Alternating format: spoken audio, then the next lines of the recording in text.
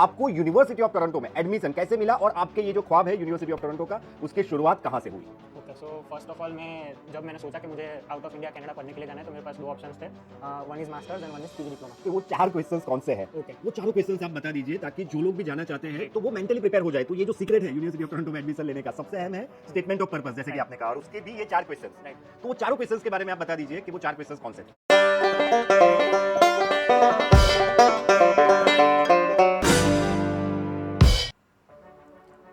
नमस्कार दोस्तों, मैं हूं आपका दोस्त, आपका होस्ट ध्रुदीप ठक्कर, और स्वागत है आपका कानन वीजा इनसाइट्स के बेहद ही खास पॉडकास्ट में। और आज के पॉडकास्ट में हमारे साथ है ऋषि मनीष असर, जो कि रिसेंटली यूनिवर्सिटी ऑफ टोरंटो में जा रहे हैं।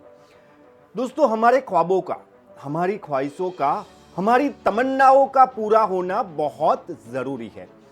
अभी तक हम आपको जो जमीनी हकीकत है उससे रूबरू करवाते आ रहे थे, लेकिन आज वक्त है ख्वाबों के आसमान में जाने का। तो हम जो अभी है, जहां पे हम हैं, और जो हमारे ख्वाब है वहां तक हमें पहुंचना है, उसके बीच में बस कुछ ही कदम की दूरी रहती है।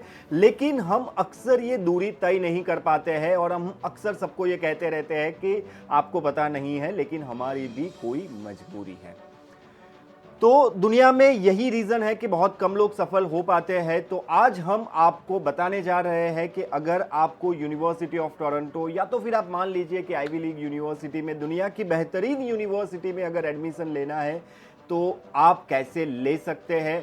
तो हमारे साथ है ऋषि, जिसको रिसेंटली यूनिवर्सिटी ऑफ टोरंटो में एडमिशन मिला हुआ है। उससे हम सारी चीज़ों के बारे में जानेंगे, प्रोसेस क्या होगा, किस तरीके से होगा, उन्होंने किस तरीके से प्रोसेस किया, क्या एक्स्ट्रा प्रिपरेशन की जरूरत रहती है। लेकिन उसके बाद, ये जानकारी मिलने के बाद, चलने की जिम्मेदारी आपकी है। अगर आपने चलने की शुरुआत कर दी तो आपको भी वही तमन्नाओं के शहर मिलने वाले हैं। तो ऋषि, बहुत बहुत स्वागत है आपका हमारे ही बेहद ही खास पॉडकास्ट में। तो पहले तो हम ये जानना चाहेंगे कि आपको यूनिवर्सिटी ऑफ टोरंटो में एडमिशन कैसे मिला, और आपके ये जो ख्वाब है यूनिवर्सिटी ऑफ टोरंटो का, उसकी शुरुआत कहाँ से हुई? Okay, so first of all जब मैंने सोचा कि मुझे आउट ऑफ इंडिया कनाडा पढ़ने के लिए जाना है, तो मेरे पास दो ऑप्शंस थे। One is masters and one is PG diploma. Okay. तो घर से भी और मैंने खुद ने भी पहले से ही डिसाइड किया था कि मुझे मास्टर्स ही करना है, एज मैंने डिग्री इंडिया में यहाँ कंप्लीट कर लिया। तो मास्टर्स के लिए जो मेरा कोर्स जो मुझे लेना था, यूज़र एक्सपीरियंस डिज़ाइन, वो यूनिवर्सिटीज़ जो कनाडा में थी वो अराउंड 3 और 4 ही यूनिवर्सिटीज़ थी। Okay. उसमें से यूनिवर्सिटी ऑफ टोरंटो भी एक है। तो और वो और एक और यूनिवर्सिटी ऑफ ओटावा, दो ही यूनिवर्सिटीज़ हैं जो दो साल का masters programme plus co-op offer करती है। तो कोऑप जो होता है वो जॉब प्रोस्पेक्ट के लिए बहुत अच्छा होता है, इसलिए मैंने यूनिवर्सिटी ऑफ टोरंटो एंड इसमें अप्लाई करना चूज़ किया। तो जब मैंने अप्लाई करना स्टार्ट किया, तो मतलब मेरे लिए भी और मेरे काउंसलर के लिए भी ये नया था, क्योंकि यूनिवर्सिटी ऑफ टोरंटो का जो एडमिशन प्रोसेस है वो दूसरी यूनिवर्सिटीज़ से थोड़ा सा अलग है। उसमें हमको जो आयर्स के बैंड्स होते हैं वो तो इम्पोर्टेंट होते ही हैं, और उसके साथ वो लोग एक होलिस्टिक अप्रोच लेते हैं, जिसमें वो हमारा ओवरऑल बैकग्राउंड, जो फील्ड में हमको एडमिशन लेना है उसमें इंटरेस्ट, और अगर पास्ट में हमने कुछ काम किया हो वो पर्टिकुलर सब्जेक्ट में, तो उसका प्रूफ ऑफ वर्क भी वो लोग देखते हैं। और उसके साथ जो मोस्ट इम्पॉर्टेंट थिंग है एडमिशन के लिए, वो हमारा स्टेटमेंट ऑफ पर्पस होता है। ये यूनिवर्सिटी उसको ज़्यादा वैल्यू करती है। तो उसमें वो लोग 4 क्वेश्चंस पूछते हैं, जो फर्स्ट 2 क्वेश्चंस तो बहुत ही नॉर्मल होते हैं कि आपको ये यूनिवर्सिटी में क्यों आना है एंड आपने ये पर्टिकुलर यूनिवर्सिटी क्यों चूज़ की। जो दूसरे 2 क्वेश्चंस होते हैं वो ज़्यादा इंपॉर्टेंट होते हैं, और उसको हमें ज़्यादा अच्छे से एक्सप्लेन करके लिखना होता है एसओपी में। तो नहीं, मैं चाहता हूं कि वो 4 क्वेश्चंस कौन से हैं। ओके। वो चारों क्वेश्चंस आप बता दीजिए ताकि जो लोग भी जाना चाहते हैं Right. तो वो मेंटली प्रिपेयर हो जाए। तो ये जो सीक्रेट है यूनिवर्सिटी ऑफ टोरंटो में एडमिशन लेने का, सबसे अहम है स्टेटमेंट ऑफ पर्पस, जैसे कि Right. आपने कहा, और उसके भी ये 4 क्वेश्चंस। राइट। तो वो चारों क्वेश्चंस के बारे में आप बता दीजिए कि वो 4 क्वेश्चंस कौन से थे। ओके, तो फर्स्ट क्वेश्चन ये था कि why do you want to study this Okay. Particular course masters of UX design at university of Toronto. Okay. Right. So उसका आंसर तो मुझे बहुत अच्छे से पहले से ही पता था कि मुझे पहले से ही बैचलर्स के सेकंड ईयर से ही इंटरेस्ट है डिज़ाइन एंड कंप्यूटर वाली फील्ड में, तो वो मैंने अच्छे से एलोबरेट करके करवा दिया। सेकंड क्वेश्चन ये था कि why did you choose this university like out of your country and not your country, right? Okay.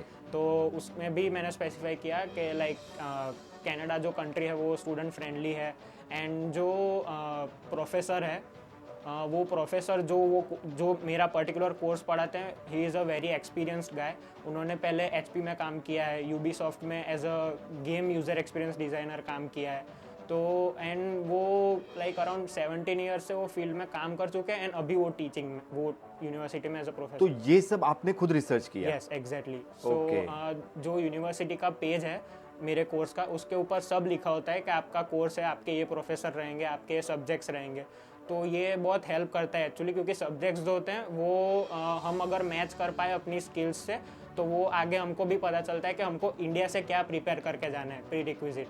Like ऐसे देखने जाए तो मेरे कोर्स में प्री रिक्विजिट्स तो ज़ीरो है, कोडिंग की रिक्वायरमेंट भी नहीं है, ऐसा नहीं है, लेकिन कुछ जो बेसिक चीज़ें हैं जैसे सॉफ्टवेयर है, तो वो भी अगर मैं इंडिया से सीख के जाता हूँ तो it will be beneficial for me and university to you know we can be on the same page. या और जो थर्ड क्वेश्चन था वो था कि अगर आपने ये यूनिवर्सिटी में यूज़र एक्सपीरियंस डिज़ाइन वाला कोर्स आपको मिल जाता है, तो आप ये फील्ड में क्या अलग करना चाहोगे जिससे सबको फ़ायदा हो एंड आपको खुद को भी फ़ायदा हो।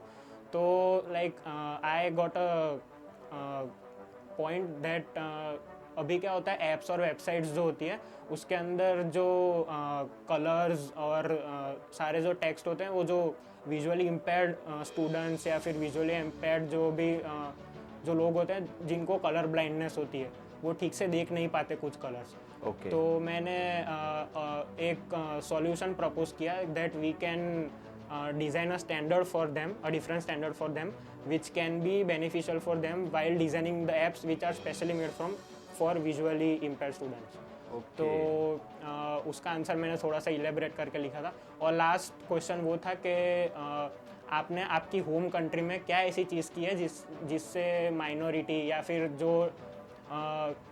जो भी जो मार्जिनल क्लास के लोग हो उसके लिए आपने कुछ अच्छा किया हो आपकी कंट्री में। ओके। तो लाइक मेरे कॉलेज के सेकंड ईयर में मैंने एक NGO ज्वाइन किया था मेरे फ्रेंड्स के साथ, जिसमें हम लोग जो मार्टियर्स होते हैं उनकी फैमिलीज़ को हम लोग हम सपोर्ट प्रोवाइड करने गए थे।